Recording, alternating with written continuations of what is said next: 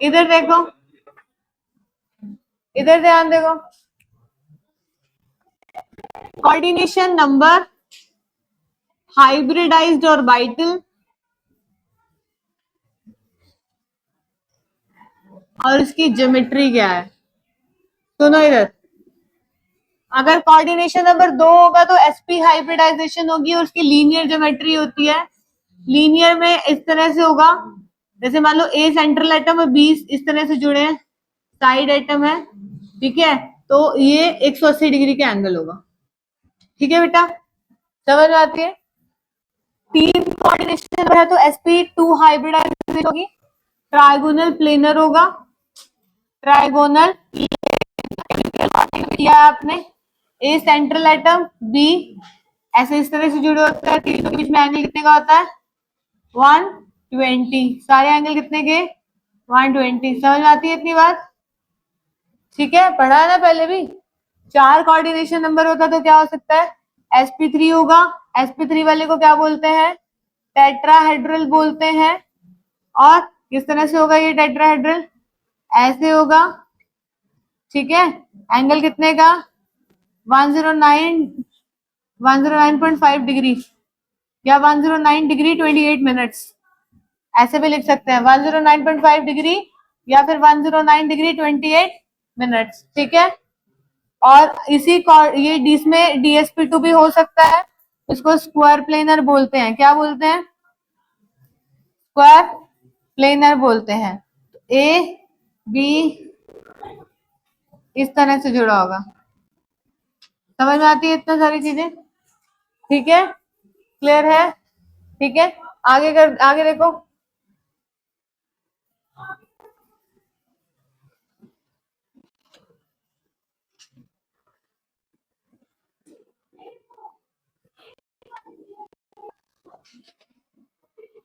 Five वाले को बोलते हैं, कोऑर्डिनेशन नंबर 5 है तो ये इसकी होती है DSP2, उसको बोलते हैं ट्रायगोनल बायपिरामिडल। क्या बोलते हैं, ट्रायगोनल बायपिरामिडल, ट्रायगोनल बायपिरामिडल, ठीक है।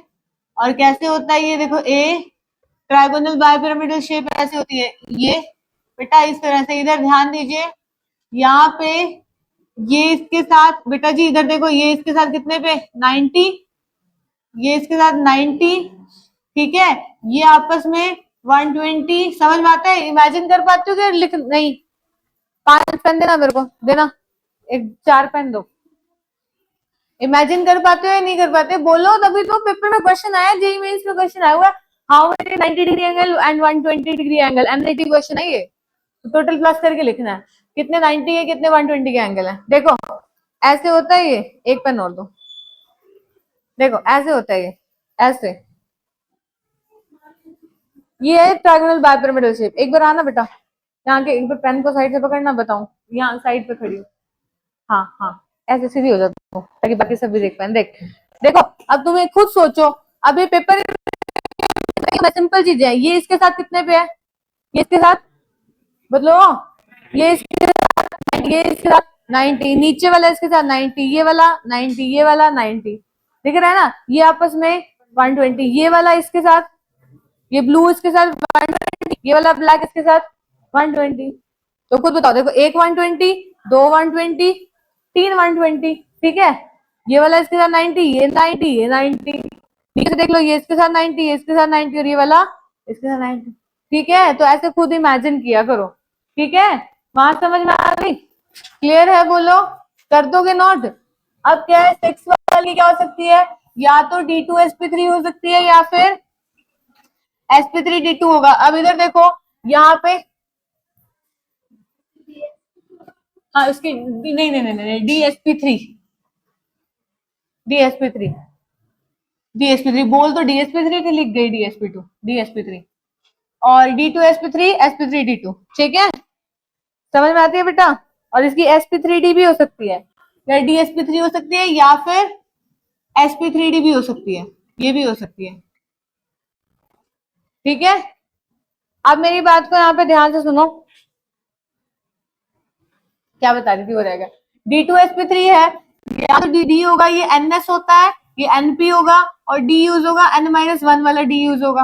और यहाँ पे NS होगा, NP होगा और ND यूज होगा, लास्ट वाली शेल यूज होगी। ठीक है, ये तो कल से ही बता रही हूँ। ये अंदर वाला D यूज होता है तो उसको क्या बोलते हैं, दोनों की ज्योमेट्री क्या है, ऑक्टाहेड्रल है।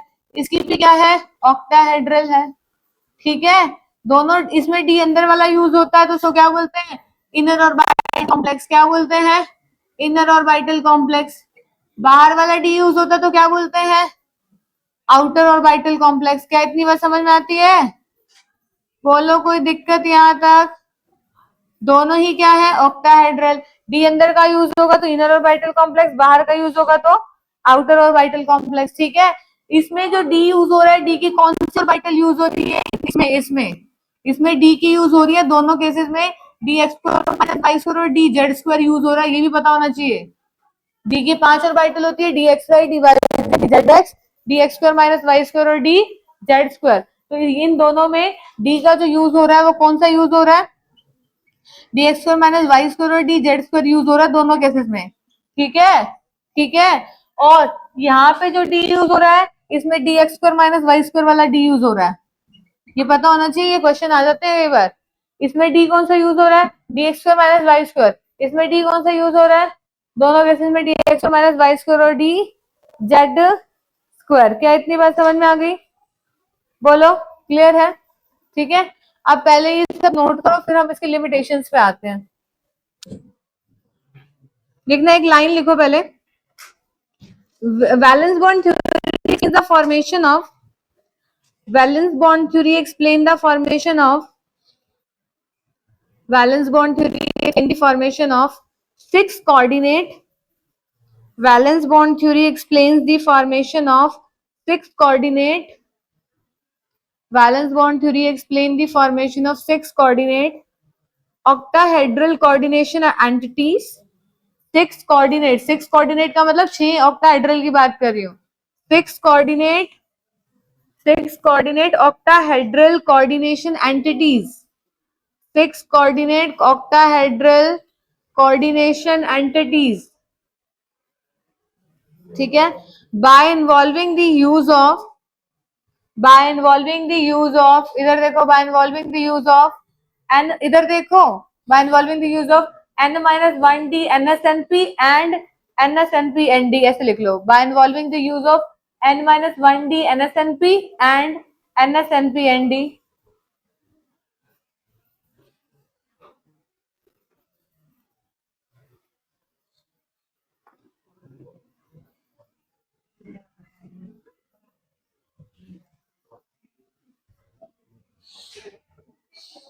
हाइब्रिड ऑर्बिटल्स, इसके बाद लिख लो hybrid orbital, NSNP-ND hybrid orbital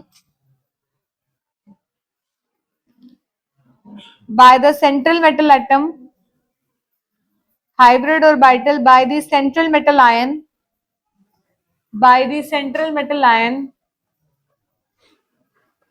in forming bonds with the ligand, whether the hybridization is DsP3, whether the hybridization is DsP3 or sp3d, whether the hybridization is DsP3 or sp3d, whether the hybridization is DsP3 or sp3d, it can be decided if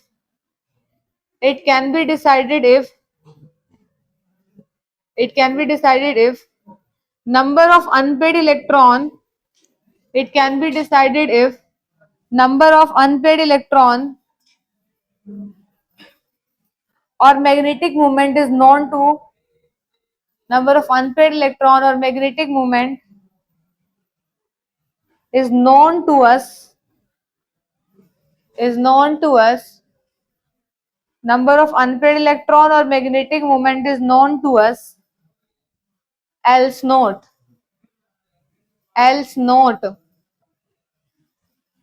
ऐसे देखते हैं जैसे मैं कुछ और लिखवा रही हूँ। मैंने क्या बोला है, यही पढ़ाया था ना कि पहले मैग्नेटिक मूवमेंट देखते हैं, उसके बेसिस पे बता रहे थे हाइब्रिडाइजेशन D2sp3 है, sp3D2 है, कुछ अलग लिखवा दिया क्या? इंग्लिश ही तो लिखवाई है उसकी, ऐसे ऐसे देखने लग जाते हैं, पता नहीं क्या ही लिखवा दिया। अब लिखो वैलेंस बॉन्ड थ्योरी की, लिखो शॉर्टकमिंग्स, लिखो शॉर्टकमिंग का मतलब limitation, shortcomings of valence bond theory, shortcomings of valence bond theory, shortcomings of valence bond theory. पहला डालो, पहला डालो, शॉर्टकमिंग्स ऑफ वैलेंस बॉन्ड पहला डालो, फर्स्ट डालो, a number of assumptions are involve, first डालो, a number of assumptions are involve, first क्या डालेंगे? A number of assumptions are involve, बहुत सारी assumptions को मान मान के सॉल्व किया गया सब कुछ, है ना, सारी assumptions समझ आ रही है बेटा? A number of assumptions are involve, ठीक है। दूसरा डालो, there is no quantitative interpretation of, there is no quantitative, there is no quantitative interpretation of magnetic data, there is no quantitative interpretation of magnetic data, there is no quantitative interpretation of magnetic data, there is no quantitative interpretation of magnetic data, ठीक है।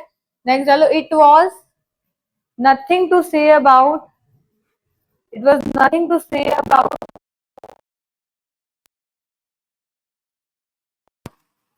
the color coordination of coordination compound, it was nothing to say about color properties of coordination compound, it was nothing to say about color properties of coordination compound, color properties of coordination compound, ठीक है, nothing to say about color properties of coordination compound। next डालो, it does not give a, it does not give a, it does not give a quantitative interpretation of, it does not give a quantitative interpretation of, it does not give a quantitative interpretation of thermodynamic or kinetic stability, it does not give a quantitative interpretation of thermodynamic or kinetic stabilities of, it does not give a quantitative thermodynamic or kinetic stabilities of coordination compound, thermodynamic or kinetic stabilities of coordination compound, thermodynamic और kinetic stabilities of coordination compound, ठीक है, समझ में आ गया, clear है? चलो, it does not make exact predictions, it does not make exact predictions, it does not make exact predictions regarding the, it does not make exact predictions regarding the tetrahedral and square planar structure, it does not make exact predictions, it does not make exact predictions regarding the tetrahedral and square planar structure, tetrahedral and square planar structure of coordination number 4 complexes, tetrahedral and square planar structure of, tetrahedral and planar structure of coordination number 4 complexes, tetrahedral and square planar structure of coordination number 4 complexes। Next cell डालो, it does not distinguish about strong and weak field ligand, it does not distinguish about strong and weak field ligand,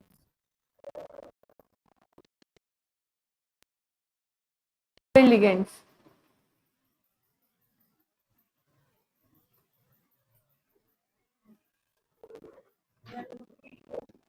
it does not distinguish about strong and weak field ligands।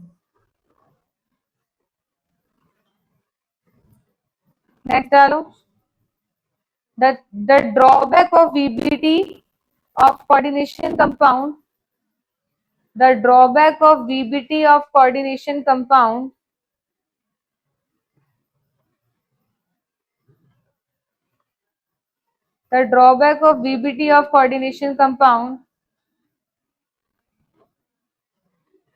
are to a considerable extent the drawback of VBT of coordination compound are to be a considerable extent are to be a considerable extent comma, removed by crystal field theory removed by crystal field theory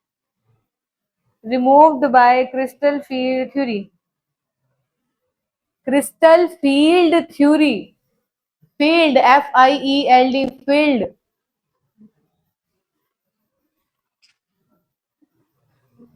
ठीक है, समझ आ गया? कोई दिक्कत? ठीक है, लिखा समझ आ गई आपको? है यहाँ तक में कोई परेशानी? करें आगे? बोलो।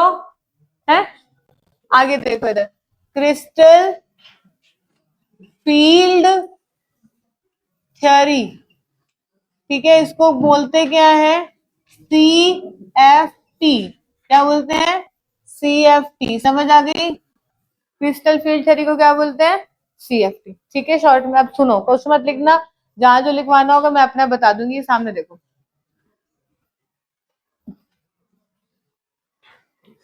क्या होता है? लिगेंड, एक लिगेंड है और एक सेंट्रल मेटल एटम है। पता है आपको? सेंट्रल मेटल एटम होता है और लिगेंड होता है। Ligand central metal atom CFT बोलती है। CFT ने माना है कि लिगेंड जो है, CFT ने लिगेंड को पॉइंट चार्ज माना है। CFT ने लिगेंड को क्या माना है? Point charge. CFT ने लिगेंड को पॉइंट चार्ज माना है और बोल रहा है लिगेंड और सेंट्रल मेटल एटम के बीच में जो इंटरेक्शन होती है वो इलेक्ट्रोस्टैटिक इन नेचर होती है। क्या होती है बेटा? Electrostatic in nature. लिगेंड को CFT कहती है। CFT ने अज्यूम किया है, लिगेंड को क्या मान लिया? Point charge. पॉइंट चार्ज वाली बात हम कहाँ पढ़ते हैं? फिजिक्स में पढ़ते हैं ना, ऐसे ही बोलते हो। और सेंट्रल मेटल एटम के पास भी खुद के इलेक्ट्रॉन है, लिगेंड के पास भी इलेक्ट्रॉन है, तो बोल दिया कि लिगेंड और मेटल के बीच में जो इंटरेक्शन होती है वो इलेक्ट्रोस्टैटिक इन नेचर होती है। सही बात है, फिजिक्स की लैंग्वेज में यही बोलते होंगे, तो कुछ और बोलते हैं? बताओ, ऐसे ही बोलते हैं ना? ठीक है, अब सुनो बिल्कुल ध्यान से, एक बात को ध्यान से सुना। डी की 5 ऑर्बिटल होती है। पहली होती है DXY। XY कैसे बनती है? DXY एक्सिस के बीच में, ये बनाई मैंने DXY। फिर बनाई मैंने DYZ। एक्सिस के बनती है DXY DYZ। फिर बनाया है DZX। क्या बनाया है? DZX। ये भी दो एक्सिस के बीच में बनता है, DZX। ठीक है, DXY DYZ DZX। अगला देखिए, एक्स और वाई, ये है DX² minus Y square. X और वाई स्क्वायर है, ये कहाँ बनता है? एक्सिस के अलोंग बनता है। और ये बना दिया DZ का स्क्वायर। क्या बनाया? DZ का स्क्वायर। पता है सभी को? शेप तो पता होंगी ना? पता है ना कि नहीं पता? ये दोनों कैसी हैं? अलोंग दी एक्सिस हैं। क्या है? ये दोनों की दोनों एक्सिस के अलोंग बनी है। वो तीनों की तीनों कैसी हैं? बिटवीन दी एक्सिस हैं। कैसी है? तीनों की तीनों बिटवीन दी एक्सिस। अब मेरी बात को आगे ध्यान से सुनिए, क्या बोलता है क्रिस्टल फील्ड थ्योरी? क्या बोलती है? लिगेंड को पॉइंट चार्ज इसने कंसिडर किया। क्या कंसिडर किया? लिगेंड को पॉइंट चार्ज। क्या कंसिडर किया? लिगेंड को पॉइंट चार्ज। वो कहता है लिगेंड और सेंट्रल मेटल एटम के बीच में जो इंटरेक्शन होती है वो इलेक्ट्रोस्टैटिक इन नेचर होती है। कैसे होती है? सुनो, आपके पास, मेरी बात को पहले ध्यान से सुनो, क्या हुआ है? हमने ना ये लिया डी के 5 ऑर्बिटल, ये 5 ऑर्बिटल। अब डी के जो 5 ऑर्बिटल है, 1 2 3 4 5, ये सारी की सारी डीजनरेट है। डीजनरेट का मतलब having equal energy. DXY DYZ DZX DX² minus Y square और DZ²। मैंने बोला डी की जो 5 ऑर्बिटल्स है वो डीजनरेट है। डीजनरेट का मतलब यहाँ पे लिख देती हूँ, जिसको नहीं समझ में आता उसका इंग्लिश में मतलब होता है इक्वल एनर्जी, कि उनकी एनर्जी क्या होती है? इक्वल होती है। डी के 5 ऑर्बिटल्स की एनर्जी होती है इक्वल। समझ में आ गई? जो भी चीज बना रही हूँ ना वो एनर्जी के ऑर्डर में है। किसके ऑर्डर में बेटा जी? एनर्जी के ऑर्डर, मैं यहाँ में लिख देती हूँ एनर्जी। ठीक है, क्लियर है। अब मैंने बोला डी की जो 5 ऑर्बिटल है हैविंग डीजेनरेट का मतलब है इक्वल एनर्जी। लीगेंड, तुम्हें पता है लीगेंड और सेंट्रल मेटल एटम के बीच में बॉन्ड बनती है, आती है, बनती है। मेटल क्या होता है, लियोस एसिड होता है, इलेक्ट्रॉन को एक्सेप्ट करता है। तो मेटल के पास भी कुछ ना कुछ इलेक्ट्रॉन तो है ही सही, कोई भी मेटल डालो उसके पास इलेक्ट्रॉन है। जैसे ही लीगेंड सेंट्रल मेटल एटम को अप्रोच करता है, देखो तो मैं मेटल हूं, सेंट्रल मेटल एटम जैसे ही मेरे को आके लीगेंड अप्रोच करेगा, मेटल के पास भी इलेक्ट्रॉन होते हैं, मेटल के पास भी इलेक्ट्रॉन होता है, लिगेंड सेंट्रल मेटल एटम को अप्रोच करे तो डी की 5 जो डी की यानी डी सेंट्रल मेटल एटम की के पास डी ऑर्बिटल है, उसकी पांचों की पांचों ऑर्बिटल की एनर्जी क्या है, इक्वल। जैसे ही मेरे पास लीगेंड आएगा तो इन पांचों की पांचों ऑर्बिटल्स की क्या हो जाएगी बेटा जी, इक्वल एनर्जी बढ़ जाएगी, इक्वल क्या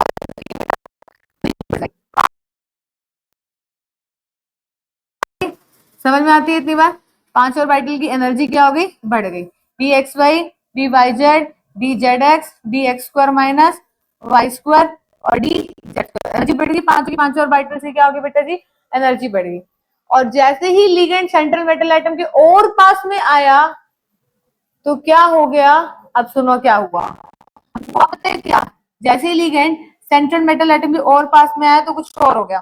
ठीक है, इसको थोड़ा सा और मुझे नीचे बनाना चाहिए था, थोड़ा सा और नीचे बनाना चाहिए, या इसको ऊपर कर दीजिए, इससे ऊपर ही रहेगा। ठीक है, जैसे ही लिगेंड सेंट्रल मेटल एटम के और पास में आया अब कुछ और होएगा, अब स्प्लिटिंग हो जाएगी। अब सुनो क्या होता, क्या ध्यान से सुनो मैं क्या बोल रही हूँ। देखो, लिगेंड सेंट्रल मेटल एटम को कहां से अप्रोच कर रहा है, यहाँ ड्रॉ करती हूँ, बोर्ड पे कहीं और जगह नहीं है। ये आपके पास एक्स एक्सिस होती है, ये माइनस एक्स एक्सिस होती है, ये वाई एक्सिस होती है, माइनस वाई एक्सिस होती है, ये जेड एक्सिस होती है और ये माइनस जेड एक्सिस होती है। ऐसे ही होता होगा मैथ में, यही होता होगा, यही होते हैं हमारे पास कोऑर्डिनेट, यही होते हैं। तो लिगेंड सेंट्रल मेटल एटम को एक्स वाई और जेड डायरेक्शन से अप्रोच कर रहा है, अलोंग दी एक्सिस अप्रोच कर रहा है।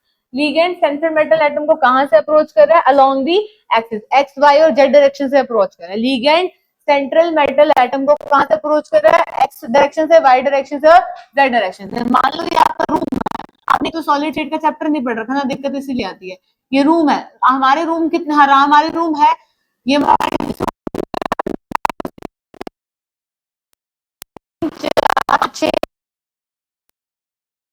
और कितने फेजेस है, face face F A C face, 1 2 3 4 5 6 face है। कितनी एजेस है, 1 2 3 4, 4 नीचे 8 9 10 11 और 12 एजेस है। ठीक है, अब लिगेंड सेंट्रल मेटल एटम को आप ध्यान सुनो, ये हमने ऐसे ही पढ़ना होता है, ये क्यूब है। यहाँ लिगेंड सेंट्रल मेटल एटम को एक्स डायरेक्शन से, देखो मैंने मान लिया बेटा जी ये एक्स डायरेक्शन है, ये एक्स है, ये एक्स एक्सिस, ये वाई एक्सिस और ये जेड एक्सिस, सही बात है। लिगेंड सेंट्रल मेटल एटम को एक्स से भी अप्रोच कर रहा है, वाई से अप्रोच कर रहा है, जेड से अप्रोच कर रहा है, कर रहा है।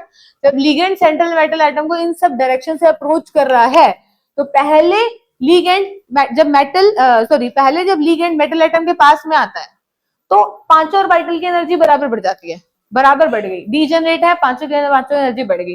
जैसे ही लिगेंड सेंट्रल मेटल एटम के और पास में आया, और पास में आया तो लिगेंड के पास भी इलेक्ट्रॉन है, सेंट्रल मेटल एटम के पास भी क्या है, इलेक्ट्रॉन है।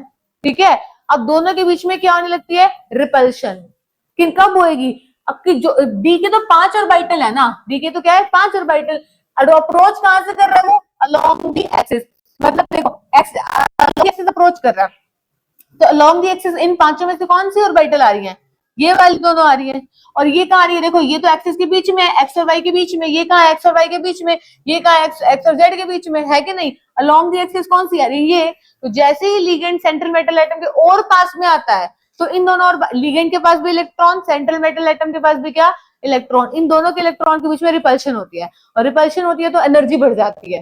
किनकी बढ़ेगी, जो एक्सिस के अलोंग आ रहे हैं। तो एक्सिस के अलोंग कौन आ रहे थे, ये दो डब्बे आ रहे थे, ये आ रहे थे, D X square minus Y square आ रहा था और डी जेड स्क्वायर आ रहा था, इनकी एनर्जी बढ़ गई और ये इनकी एनर्जी क्या हो गई, कम हो गई, तो इसको बोलते हैं स्प्लिटिंग हो गई। क्या हो गई बेटा जी, स्प्लिटिंग। समझ में आता है, समझ में आता है, क्लियर। क्या क्या बोला मैंने, पहले लिगेंड, आपके पास क्रिस्टल फील्ड थ्योरी ने बना है, लिगेंड को पॉइंट चार्ज कंसीडर किया है, बोलता है लिगेंड और सेंट्रल मेटल एटम के बीच में इलेक्ट्रोस्टैटिक इंटरैक्शन होती है, क्योंकि लिगेंड के पास भी इलेक्ट्रॉन है, सेंट्रल मेटल एटम के पास भी इलेक्ट्रॉन है, इसको इलेक्ट्रोस्टैटिक इन नेचर होते हैं इंटरैक्शन।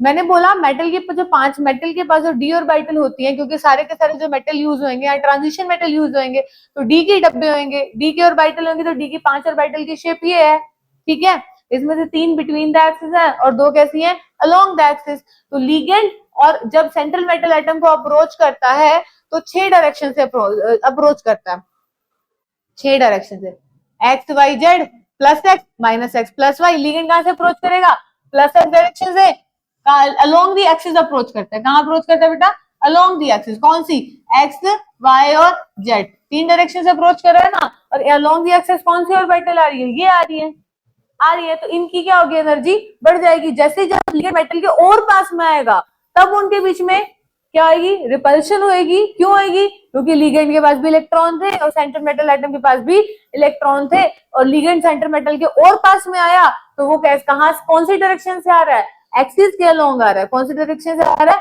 एक्सिस के अलोंग आ रहा है। तो अलोंग द एक्सिस जो मेटल की डी ऑर्बिटल थी उनकी एनर्जी क्या होगी, बढ़ गई। तो अब ये जनरेट नहीं रहे, अब पांचों के पांचों की एनर्जी बराबर नहीं है, 2 की एनर्जी बराबर है, इन तीनों की एनर्जी बराबर है, तो इनकी एनर्जी बढ़ गई, इसकी एनर्जी क्या होगी, कम। पर मेरी बात, इसको और मत नीचे कर देना, मतलब इसकी ग्राउंड स्टेट की एनर्जी और नीचे बना लेना। मतलब ये एनर्जी का ऑर्डर में तो ये सबसे कम, फिर थोड़ी सी बढ़ गई, फिर इन दोनों की कम, मतलब इससे नीचे मत करना, इससे नीचे मत करना, चाहे इसको और नीचे बना लेना। समझ में आई। तो इसको बोलते हैं कि क्या हो गया बेटा, स्प्लिटिंग हो गई है। क्या हो गई, स्प्लिटिंग। क्या इतनी बात समझ में आती है। अब जो ये स्प्लिटिंग हुई है इनके बीच में, अब ये देखो, इस सेंटर को बोलते हैं बेरी सेंटर। क्या बोलते हैं, बेरी सेंटर। समझ में आती है, आता है। और यहां से यहां तक का जो गैप है उसको बोलते हैं डेल्टा, डेल्टा देते हैं, ठीक है। या फिर इसको बोलते हैं, इस गैप को डी क्यू, डेकुरल, ठीक है, अभी लिखूंगी। और डेल्टा नोट बोलते हैं, डेल्टा नोट बोलते हैं। डेल्टा नोट का मतलब है crystal field splitting energy. Delta का मतलब क्या है, crystal field splitting energy. Delta naught का मतलब क्या है, क्रिस्टल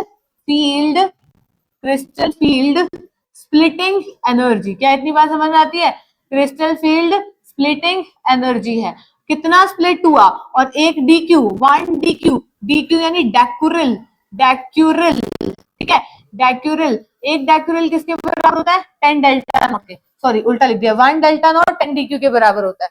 1 डेल्टा नॉट किसके बराबर होता है, 10 डी क्यू के। क्या इतनी बात समझ में आती है, ठीक है। 1 डेल्टा नॉट 10 डी क्यू के बराबर होता है, 1 डेल्टा नॉट 10 डी क्यू के बराबर होता है। समझ में आती है, ठीक है। डेक्यूरल की स्पेलिंग देख लूंगी, कहीं गलत होगा तो लिख दूंगी, ठीक है। समझ में आता है, क्लियर हो गया। तो अब कितना स्प्लिट हुआ, टोटल कितनी ऑर्बिटल थी, 5। कितनी ऑर्बिटल थी, 5। ये बेरी सेंटर मतलब मैथ्स में लगा लो 0, 0 से नीचे वाले नेगेटिव, 0 से ऊपर वाले पॉजिटिव। तो इससे ऊपर वाले क्या होंगे, पॉजिटिव, इससे नीचे वाले क्या होंगे, नेगेटिव। अब इससे ऊपर वाले कितने, टोटल 5 थे, 2 ऊपर चले गए, किसके रिस्पेक्ट में, 3 के रिस्पेक्ट में। तो ऐसे बोलते हैं इसकी है +3/5 और इसकी है नीचे वाले की, यहां से आता है +3/5 है, और नीचे वाले की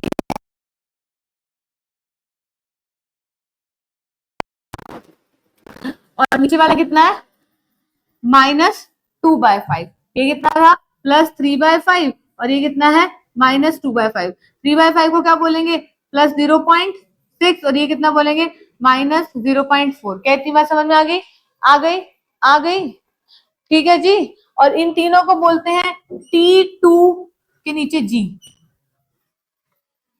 का नाम है, क्या बोलते हैं, T2G। और इन दोनों को बोलते हैं E के नीचे G। G stands for the geared. ये अब तुम हायर क्लास में पढ़ोगे कॉलेज में, जीरेड क्या होता है, अब ये नहीं पढ़ोगे यहाँ पे, ठीक है, ठीक है, समझ गए। T2G EG, क्लियर है, समझ में आ गया। तो अब इसकी अब यहाँ से हमने एक और चीज पढ़नी है जिसको बोलेंगे CFSC, पर उसका फॉर्मूला मैं आगे लिखूंगी। समझ में आती है इतनी बार क्लियर हो गई, कैसे निकालते हैं उसका फॉर्मूला आगे लिखूंगी, दोबारा सुनो, तो ये सारी बातों को एक्सप्लेन करते हैं। क्या है, हमने बोला लिगेंड और सेंट्रल मेटल एटम के बीच में क्या होती है, इंटरेक्शन होती है। लिगेंड को पॉइंट चार्ज कंसिडर किया है। लिगेंड के मेटल के पास जो डी ऑर्बिटल है, पांचों की डी ऑर्बिटल की एनर्जी क्या है, बराबर है। जैसे ही लिगेंड सेंट्रल मेटल एटम को अप्रोच करता है, लिगेंड सेंट्रल मेटल एटम के पास में आया तो एनर्जी बढ़ गई, बढ़ी। और जैसे ही लिगेंड सेंट्रल मेटल एटम के और पास में आता है तो एनर्जी और बढ़ेगी। एनर्जी बढ़ेगी तो क्या हो जाएगी, स्प्लिटिंग, स्प्लिटिंग होगी, ठीक है। मतलब जब मेरे को तो अपनी बात याद आ गई, जब हम ये टॉपिक पढ़ रहे थे ना तो हमारे सर ना एक एग्जांपल देते थे। अब मैं ये चीज जब ये टॉपिक पढ़ रहे थे तो जिससे मैंने टॉपिक ये पढ़ा था ना, जैसे हम अब तो तुम्हारा तो चैप्टर है, हमारा मास्टर्स में ये एक सब्जेक्ट था कोऑर्डिनेशन है, तो मुझे वही बोलते बोलते बात याद आएगी। तो वो सर पता है क्या एग्जाम्पल देते, मान लो तुम्हें एक लड़की पसंद आ गई, वो ऐसे ऐसे बोलते थे। तो अब जब अब तुम मेटल लो और तुम्हें मान लो वो लड़की पसंद, दूर से देखने में तो अच्छी लग रही है, तो एनर्जी बढ़ गई, बड़ी एनर्जी, देख के भाई ठीक है। जैसे ही वो और पास में आएगी तो इंटरेक्शन होगी, इंटरेक्शन होगी तो और ज्यादा एनर्जी बढ़ेगी, तो इसकी और एनर्जी बढ़ गई। अगर तुम्हारी और उसकी बॉन्ड सेम, तो बॉन्ड सेम मतलब इंटरेक्शन हो गई, क्योंकि कहां से लिगेंड ने और इंटरेक्ट करा, एक्स वाई और जेड डायरेक्शन से। तो अब अगर उसने सही डायरेक्शन में अप्रोच करा तो और ज्यादा स्प्लिटिंग हो जाएगी, तो एनर्जी उनकी बढ़ जाएगी, इनकी कम हो जाएगी। तो इनकी एनर्जी बढ़ेगी, इनकी कम होती है, क्योंकि लिगेंड कहां से अप्रोच कर रहा है, एक्स वाई जेड से। तो तुम भी सही डायरेक्शन में अप्रोच करोगे तो एनर्जी बढ़ेगी, है ना। तो ये इसलिए स्प्लिटिंग हो जाती है। मतलब वो ऐसे, मेरे को बात याद आ गई करते करते, समझ में आ गई इतनी चीज, ठीक है। तो अब मतलब कहानी ये याद रखनी पड़ेगी तुम्हें, ठीक है। तो क्योंकि जिस डायरेक्शन से अप्रोच करोगे उसी डायरेक्शन में इंटरेक्शन सही हुई तभी एनर्जी बढ़ेगी ना, है ना, क्लियर। तो एनर्जी बढ़ गई, स्प्लिटिंग हो गई। तो इस स्प्लिटिंग के बीच वाले लाइन को क्या बोलते हैं, बेरीसेंटर। ये क्या है, पूरा का पूरा डेल्टा नॉट। ये क्या है, डीक्यू। एक delta nought crystal field splitting energy को बोलते हैं। O stand for the octahedral के लिए हुआ है, ठीक है। तो एक डेल्टा नॉट 10 डीक्यू के बराबर होता है, ठीक है। तो यानी कि यहाँ पे तुम 0.4 डेल्टा नॉट भी लिख सकते हो, 0.4 को क्या लिख सकते हो, डेल्टा नॉट भी लिख सकते हो, और यहाँ पे 40 डीक्यू भी आ सकता है, और यहाँ 60 डीक्यू भी आ सकता है। समझ में आती है। तो पूरा कितना हो गया, 10 डीक्यू हो गया, ठीक है जी, क्लियर। ये सारी की सारी कहानी है इसकी, ठीक है। क्रिस्टल फील्ड थ्योरी में लिखना, हेडिंग डाल लो क्रिस्टल फील्ड थ्योरी और उसमें लिखो,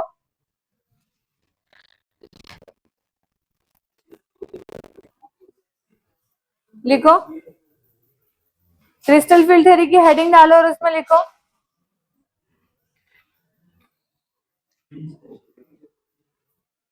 लिखो CFT was originally proposed, CFT was originally proposed, CFT was originally proposed for explaining the, CFT was originally proposed for explaining the optical properties of, for explaining the optical properties of, explaining the optical properties of crystalline solid. CFT was originally proposed for explaining the optical properties of crystalline solid.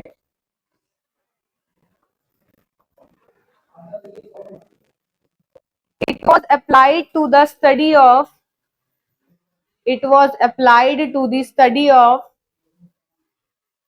it was applied to the study of coordination compounds. It was applied to the study of coordination compounds. It was applied to the study of coordination compounds in 1950s, in 1950s, in 1950s. CFT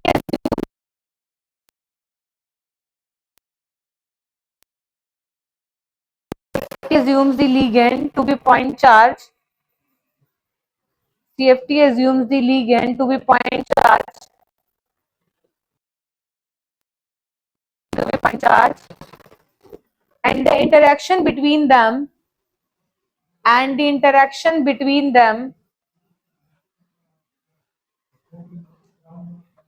and the interaction between them, and and and the electrons of central metal atom, and electrons of central metal atom, and electrons of central metal atom to be electrostatic in nature and electrons of central metal atom to be electrostatic in nature.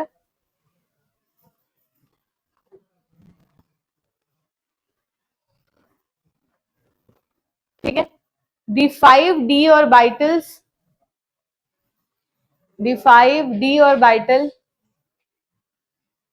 the 5d orbitals,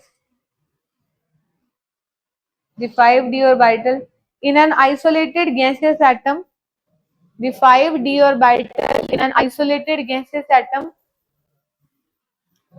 the 5d orbital in an isolated gaseous atom, the 5d orbital in an isolated gaseous atom have the same energy, have the same energy, have the same energy, that is they are degenerate, that is they are degenerate, that is they are degenerate, that is they are degenerate. This degeneracy is maintained, this degeneracy is maintained,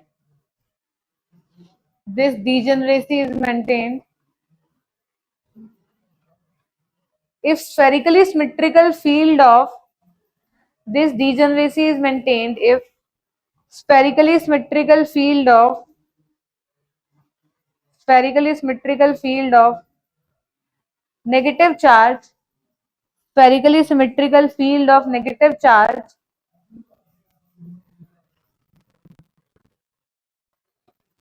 surrounds the metal atom slash डाल के ion लिख लेना, surrounds the metal atom slash डाल के ion लिख लेना, surround the metal atom और ion, surrounds the metal atom slash डाल के आयन लिख लेना.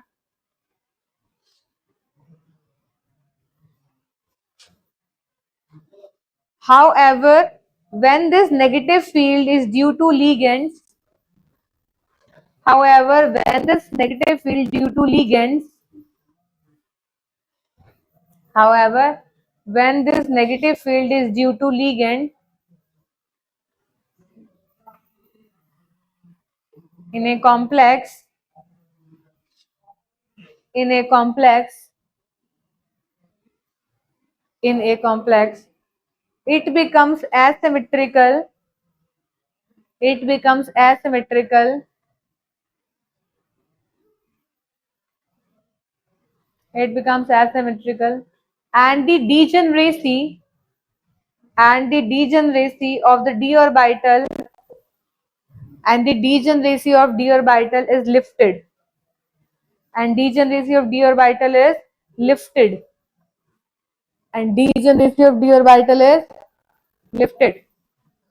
It results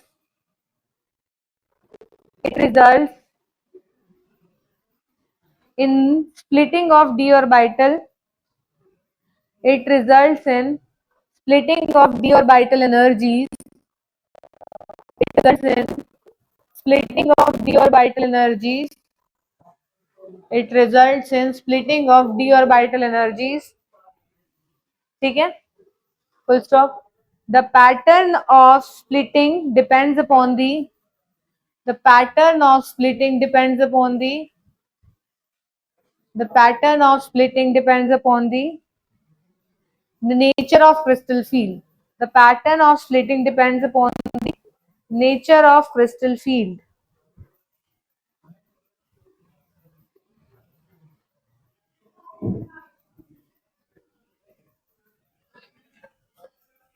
Nature of crystal field. ठीक है, अब नोट करो इसको बेटा, ये तो इसका ऑर्बिटल का नाम है तो इसलिए इसका कुछ ऐसा नहीं कह सकते. तो ऑर्बिटल जिसने साइंटिस्ट ने बनाई, ये शेप देखी, वो एक्स और वाई के अलोंग ये शेप होती है, उसके डेप्थ में जाने की जरूरत नहीं. करें क्या, छोटी सी बात सीख लो फिर डाउट ले लूंगी 5 मिनट बाद.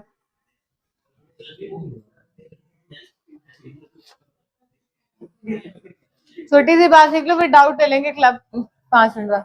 इधर सुनो, इधर सुनो जल्दी, इधर देखो. अगर इलेक्ट्रॉन भरने, अब मैं सिर्फ वहां लिखूंगी T2G व EG लिखूंगी, इधर देखो एक इलेक्ट्रॉन भरना है, D1 भरना है एक इलेक्ट्रॉन, तो T2G में T2G में कितने डब्बे हैं? 3, तो कितने टोटल कितने इलेक्ट्रॉन जाएंगे? 6। ऊपर कितने डब्बे हैं? 2, कितने जाएंगे टोटल? 4। एक इलेक्ट्रॉन भरना है तो T2G में एक चला गया, मतलब यहां चला गया ना, ऐसे बना देती हूँ, ऐसे लिख देती हूँ,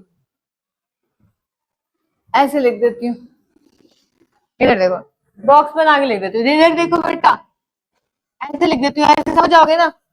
एक इलेक्ट्रॉन गया मतलब T2G में एक चला गया। D2 भरना है तो 2 इलेक्ट्रॉन आ जाएंगे, 1 और 2, सही बात है।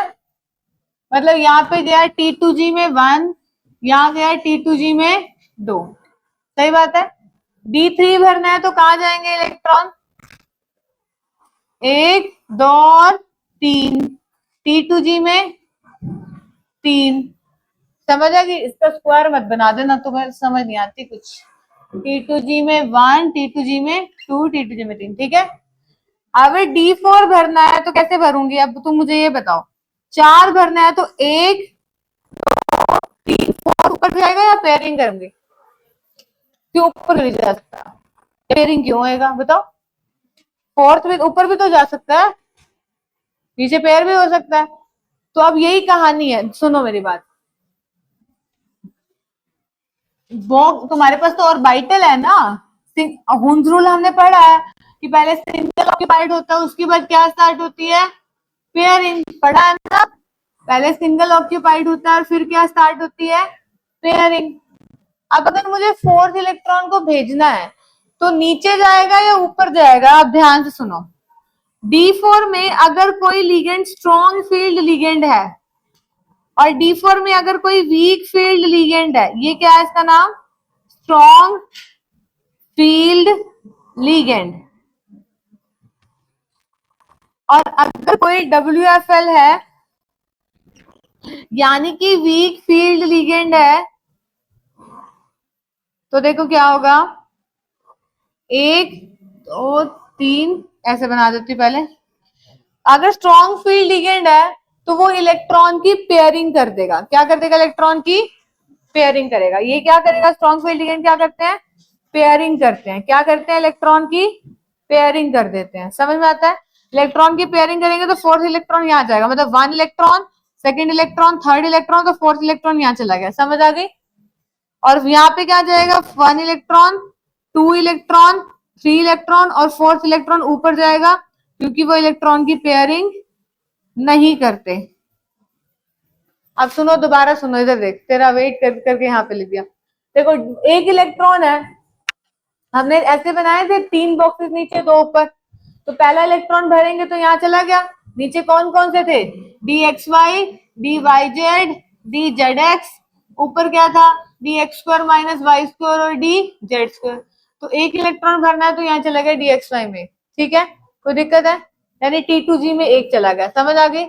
2 इलेक्ट्रॉन भरने हैं तो नीचे चला गया, नीचे बार बार तुम लिख लोगे क्या? DXY, DYZ, DZX, और ये क्या था? DX² माइनस Y² और DZ²। तो यहाँ चला गया दूसरा इलेक्ट्रॉन, यानी T2G में 2 गए। 3 भरने हैं तो फिर से DXY, DYZ और ये DZX, ये DX² माइनस Y² है और ये DZ² है, तो यहाँ T2G में 3 चले गए, 1, 2, 3।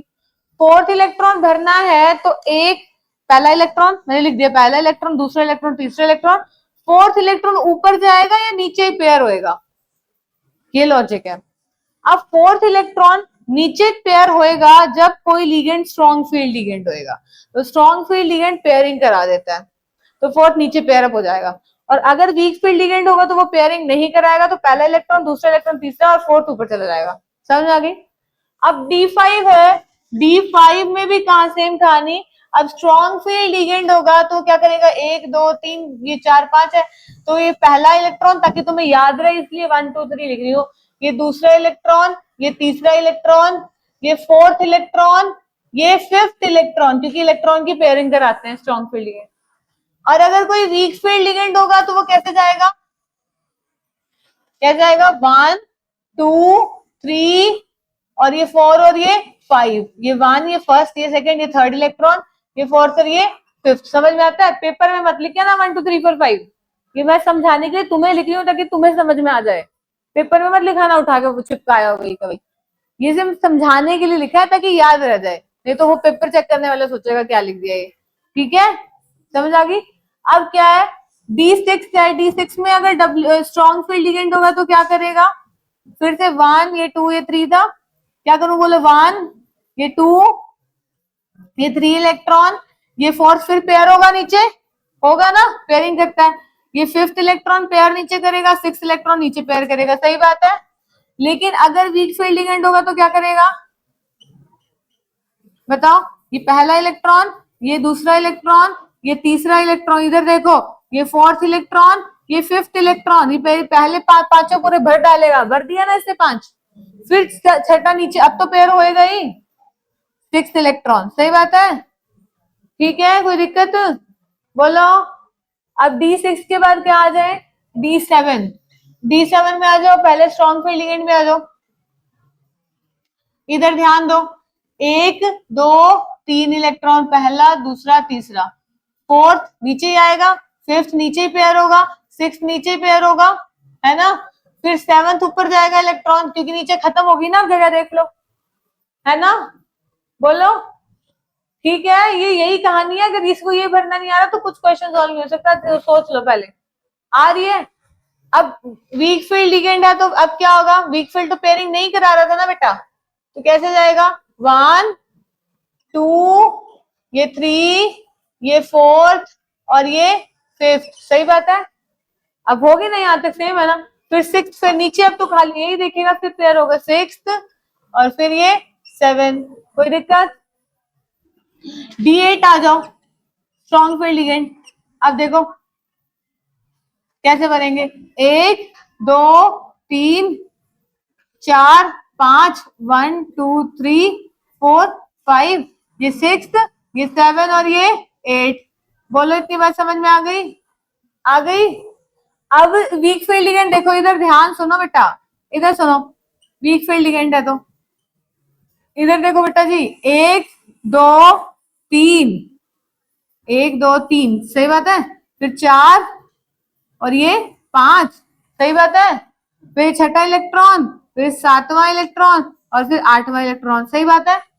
ये सेम नहीं हो गए, ये WFL और SFL सेम नहीं हो गए, नहीं हो गए, यानी क्या क्या D8 में strong field ligand weak field ligand का फर्क पड़ेगा, क्या WFL में स्ट्रॉन्ग फील्ड और वीक फील्ड लिगेंड का फर्क पड़ेगा, तो स्ट्रॉन्ग फील्ड और वीक फील्ड लिगेंड का फर्क पड़ता कहाँ कहाँ पे है, D4 से लेके D7 तक, D4 से लेके, तो D8 में कोई भी WFL या SFL नहीं होता है।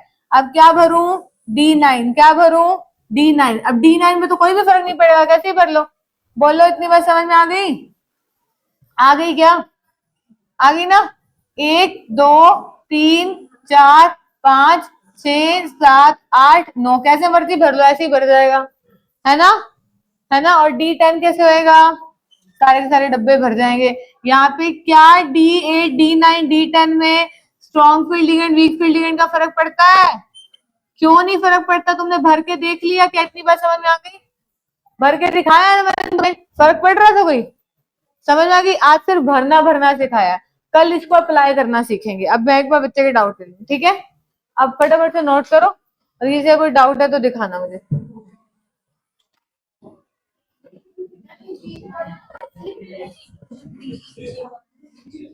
हाँ अच्छा, ये भी लिखना रह गया क्या, इधर देखो लिखेंगे कैसे, इधर देखना लिखेंगे कैसे, ये क्या है T2G में 4 है, ये क्या है T2G में 3 EG में 1 है ना, तो इसको क्या लिखेंगे, T2G में 3 है और EG में क्या है 1 है कि नहीं। यहाँ देखो कैसे लिखेंगे, T2 1 2 3 4 5, यहाँ कैसे लिखेंगे, T2G में क्या है 5 है, यहाँ कैसे लिखेंगे T2G में 3 है और EG में कितने हैं 2, सही बात है। ठीक है, मेरे पास जगह की कमी है तो मैं इसलिए ऐसे लिख देती हूँ, ठीक है। यहाँ कितने हैं T2G में कितने हैं 6 है, यहाँ कितने T2G में 4 और EG में 2, सही बात है। ठीक है, यहाँ कितने हैं 2 4 6, T2G में 6 और ईजी में कितना है 1, यहाँ कितना है 1 2 3 4 5, T2G में 5, ईजी में 2, यहाँ T2G में 6, ईजी में 2, यहाँ T2G में 6, ईजी में 3, T2G में 6, ईजी में 4, T2G में 6, ईजी में 4। तुम नीचे लिख देना, चाहे मेरे पास तो जगह नहीं थी तो इसलिए मैं साइडों पे लिख रही, है ना? ठीक है, क्लियर है? डाउट किसमें थे?